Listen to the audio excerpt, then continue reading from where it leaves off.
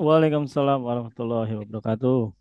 Iya, coba tolong diceritakan kronologis yang kok ramai sekali sosial media saya baca, bahkan ada elemen masyarakat yang datangi kantor DPRD, ingin tahu siapa sih yang menerima kelompok masyarakat Jogja yang ingin mengganti Pancasila, ganti NKRI begitu. Silakan ceritakan dulu. Ya, jadi saya sedikit ceritakan kronologinya ya. Kenapa bisa malah viral ya, cukup viral di beberapa sosial media.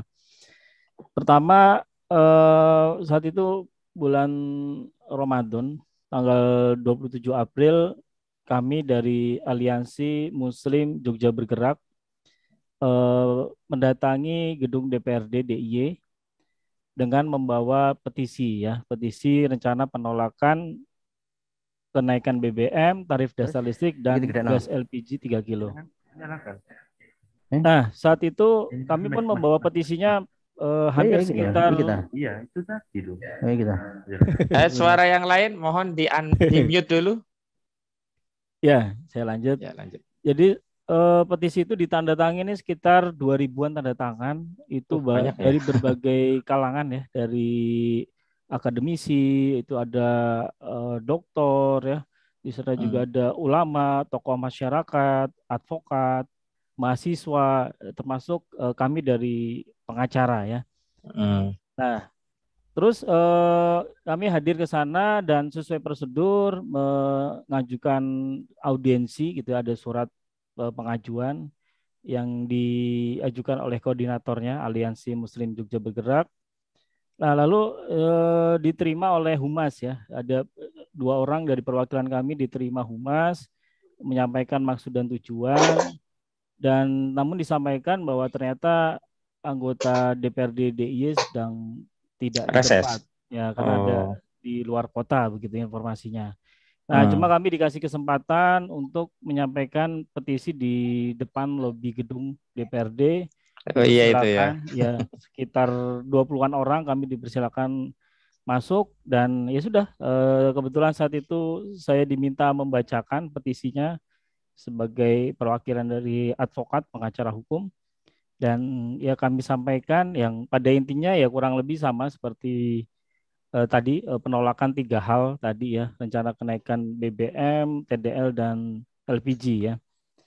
Nah, lalu setelah membaca petisi tersebut pun sempat juga di portal websitenya DPRD DIY sempat muncul itu berita kami ya, disampaikan bahwa kami melakukan dengan santun begitu ya. Tapi kalau sekarang ngecek lagi udah gak ada itu. Atau kenapa kok dihapus ya? Ini katanya lembaga aspirasi rakyat, ketika rakyat beraspirasi kok malah hanya dari segelintir masyarakat yang menolak juga tiba-tiba dihapus gitu ya. Nah, lalu selanjutnya tanggal 28 April, nah barulah di situ mulai rame itu ya, 1 hari setelahnya ada di YouTube, ada di Twitter, dianggap kami memecah belah bangsa, keberbuatan makar, lalu di-tag Mabes Polri dan sebagainya lah. Itu artinya ini apa salahnya gitu. Saya sebagai pengacara hukum juga, ini mana dasar hukumnya apa gitu menyampaikan begitu. Nah, aspirasi rakyat itu kan hak sebagai warga negara gitu ya. Betul. Ya. Apalagi disampaikan di lembaga perwakilan rakyat pula ya. Betul, ya kewajiban anggota DPRD, salah satu kewajibannya ya justru menerima aspirasi rakyat gitu loh. Dan ini kewajiban anggota DPR, anggota Dewan. Kalau mereka sampai menolak dan tidak menerima, justru itu tanda tanya loh. Terus tugas kalian apa kan begitu. Nah, jadi memang artinya ini ada kesalahpahaman juga.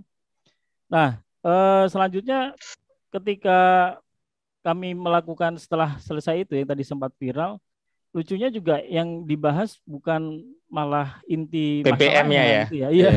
3 hal tuntutan kami itu malah tidak dibahas gitu ya. Malah membahas tentang ya tadi sama seperti yang Jawa Barat dianggap sebagai perusak bangsa, terus ingin mengganti ideologi dan semacamnya itu ya.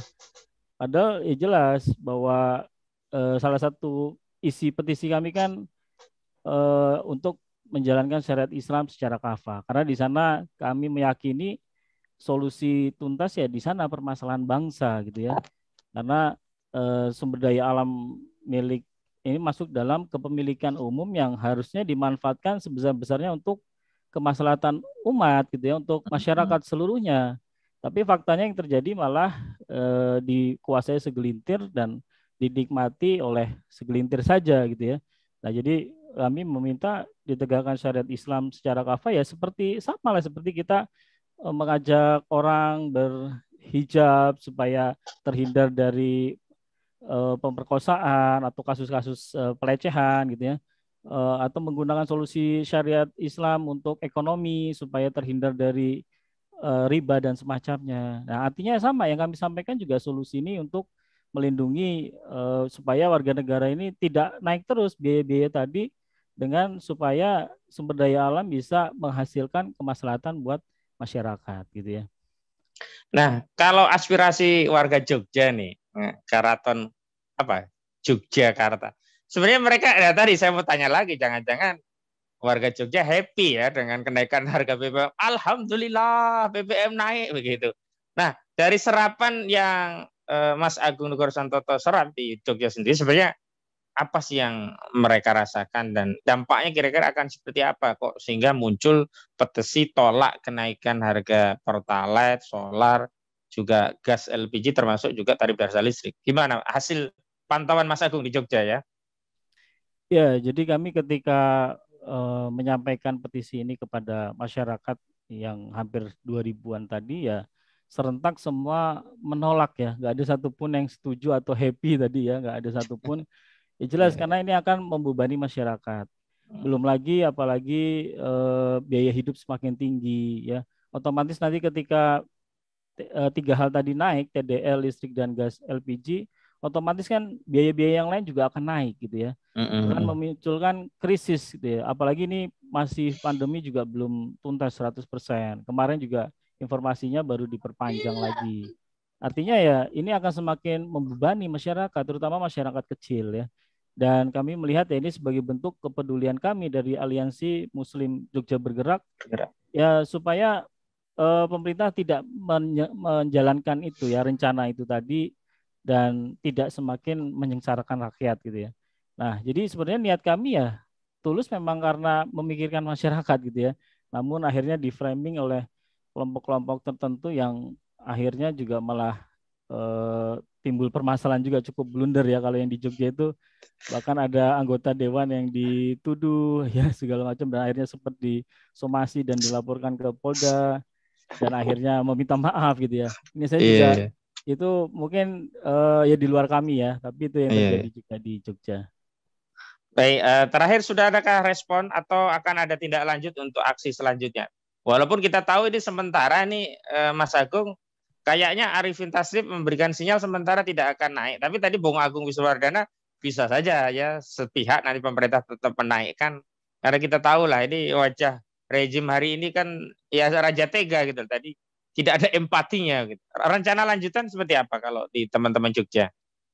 Ya kalau dari teman-teman ya akan melihat wait and see ya apa yang akan dilakukan oleh pemerintah ya. Apakah akan terus jalan atau bagaimana ya yang pasti nanti akan timbul pembicaraan lebih lanjut apakah kami akan beraudiensi lagi atau melakukan aksi atau bagaimana ya nanti akan didiskusikan. Yang pasti ya kami akan terus bergerak karena yang kami perjuangkan adalah untuk masyarakat ya, untuk umat supaya jangan sampai tertindas ya, jangan sampai menderita, jangan sampai hidupnya sengsara. Mungkin begitu.